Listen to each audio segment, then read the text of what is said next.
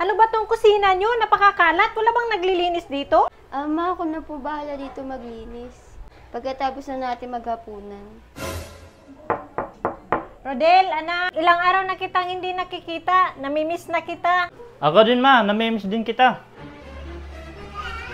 Ano ba tong kusina ninyo? Napakakalat naman. Wala bang naglilinis dito? Ama, ako na po bahala dito maglinis. Pagkatapos na natin maghapunan.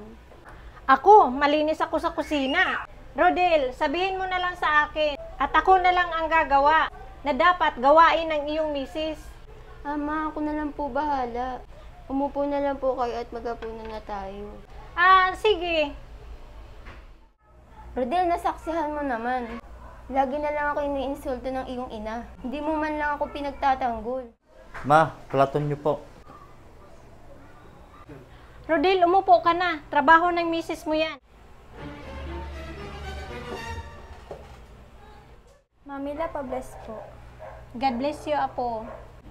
Ay ma, okay lang ba? Doon ako matulog sa bahay ng kaklase ko. Hindi pwede, anak. Nakakainis ka naman talaga, ma. Dami mong bawal. Diyan ka na nga. Ano ka ba, Jonah? Wala namang masama kung payagan mo si Rian. Malaki na siya. Hindi pwede, ma. May batas kami dito sa bahay na hindi pwede sa edad niyang 15. Masamang ina ka talaga. Malaki na si Rian. At alam na niya ang mga ginagawa niya. Ma, hindi lang ako ang may kagustuhan, kundi si Rodel din. Di ba, Rodel? Pag-usapan na natin yan mamaya yan. Ma, may ibang nga ako. Nasarapan ka ba sa spaghetti? Oo, masarap yung spaghetti. Si Jonah ba ang nagluto noon? Ay ma, pinadeliver ko pala yan online. Dapat ikaw na lang ang gumawa para makatipid. Hindi yung nagpakasaya ka lang. Gastusin ang pera ang pinaghirapan ng anak ko. Ma, di po sa ganun. Tama lahat ang mga sinasabi ko. Hindi ka man lang nakapaglinis ng bahay. At tamad ka rin magluto. Anong klaseng asawa ka? Ma, sobrang na kayong mga insulto. Rodel, wala ka man lang ba sasabihin? Bahala na nga kayo. Ma, sadit lang. Diyan okay ka lang ba? Lagi na lang ako iniinsulto ng mama mo.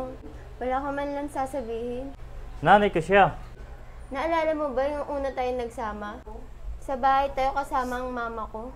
At nawalan ka ng trabaho. At pinag-initan ka ng mama ko. Pero pinagtanggol kita mula sa mama ko. Hanggang nakayanan na natin bumukod. Naalala mo pa ba lahat ng yun? Ako ang nagbigay ng puhunan ng negosyo mo ngayon. Diyos ko po, tama ka, Jonah. Patawad. Rodel, masamang babae yung asawa mo. Ma, nagkakamali kayo sa mga sinasabi niyo. Mabuting ina ang misis ko. At sa kanya nang galing ang puhunan ng negosyo ko ngayon. Ma, mula ngayon, kalimutan na natin. Kung ano man ang nakaraan, magsimula tayong muli na may respeto sa isa't isa. Lalo na sa asawa kong si Jonah.